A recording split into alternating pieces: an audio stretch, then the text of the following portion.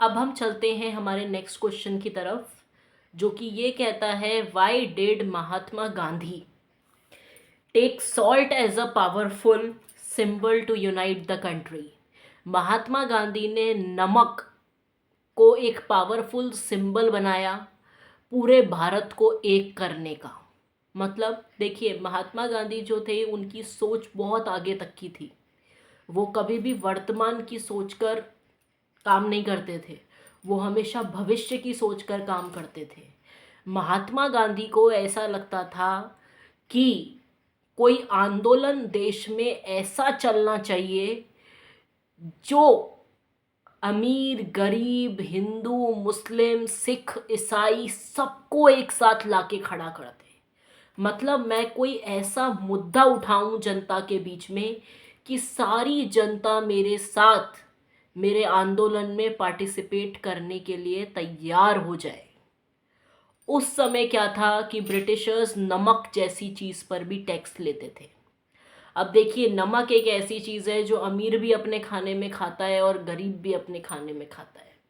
सब्जी में तेल कम रह जाए, सब्जी में और मसाले कम रह जाए, चलता है, लेकिन सब्जी में नमक प्रॉपर होना ज़रूरी है।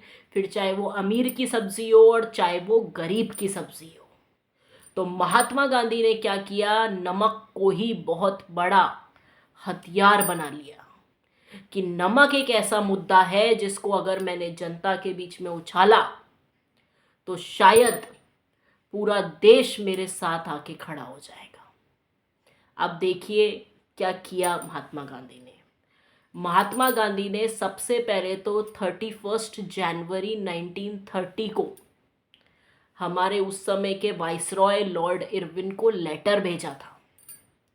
उस लेटर में लिखी हुई थी 11 डिमांड्स, जिसमें से कुछ डिमांड जनरल इंटरेस्ट की थी, कुछ डिमांड्स जो थी वो इंडस्ट्रियलिस्ट की थी, और एक डिमांड उन 11 डिमांड में से ये थी कि सॉल्ट टैक्स को अबॉलिश कर दिया जाए। मतलब नमक पर आप जो टैक्स लेते हैं उसे बंद कर दिया जाए, क्योंकि उस समय क्या था, नमक बनाने का अधिकार भी सिर्फ ब्रिटिशर्स को था। नमक की जो फैक्ट्रियां थी वो भी ब्रिटिशर्स की थी, और नमक पर टैक्स भी ब्रिटिशर्स लिया करते थे।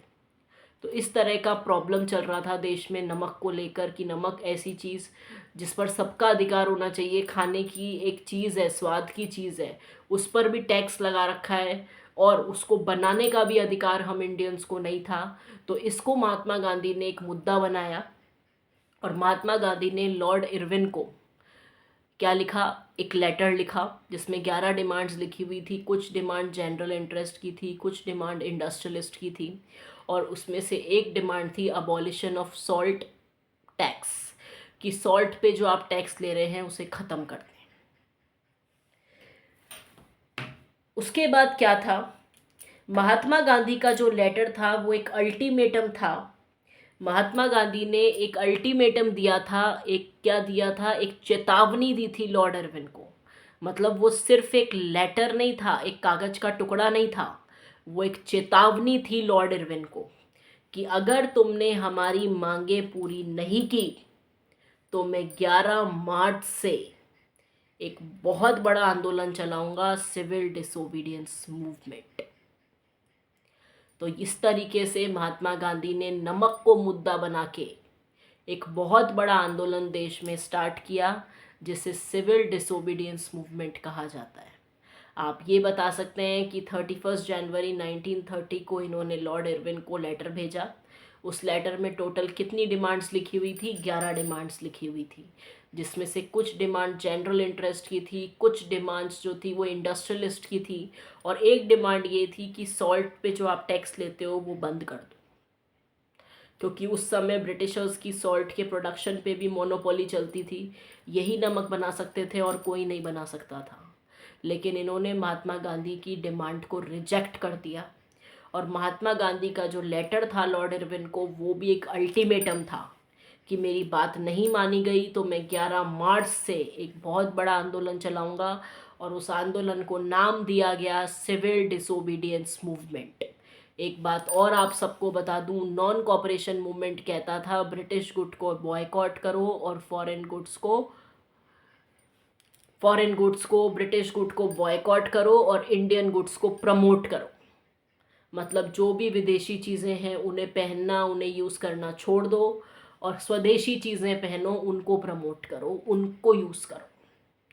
लेकिन सिविल डिसोबीडियंस मूवमेंट कहता था कि ब्रिटिशर्स के बनाए हुए कानूनों को तोड़ दो। तो सिविल डिसोबीडियंस मूवमेंट तो कानून तोड़ने की बात करता था और यहाँ पर फॉरेन गुड्स के बॉयकॉट की बात होती थी नॉन कॉपरेशन मूवमेंट में। तो अगर कोई आपसे बेसिक डिफरेंस पूछे कि नॉन कॉपरेशन मूवमेंट और सिविल डिसोबीडियंस मूवमेंट में क्या फ़र्क है, तो आपको ये पता होना चाहिए कि सिविल डिसोबीडियंस मूवमेंट ये कहता था कि कॉलोनियल लॉज, ब्रिटिश लॉज को तोड़ दो, और नॉन कॉपरेशन मूवमेंट कहता था कि फॉरेन गुड्स को बॉयकॉट करो और जो इंडियन गुड्स हैं उन्हें प्रमोट करो। इस तरह की बात सिविल डिसोबीडियंस मूवमेंट और नॉन कॉपरेशन मूवमेंट कहते थे और यही इनका बेसिक डिफरेंस था। तो आपको इस वाले वीडियो में, इस वाले लेक्चर में, इस वाले पर्टिकुलर टॉपिक में मैंने बताया पूरा कि इन्होंने सॉल्ट को एज अ पावरफुल वेपन क्यों बनाया, to unite the entire country. और एक मैंने आपको बेसिक डिफरेंस बताया between civil disobedience movement and non cooperation movement.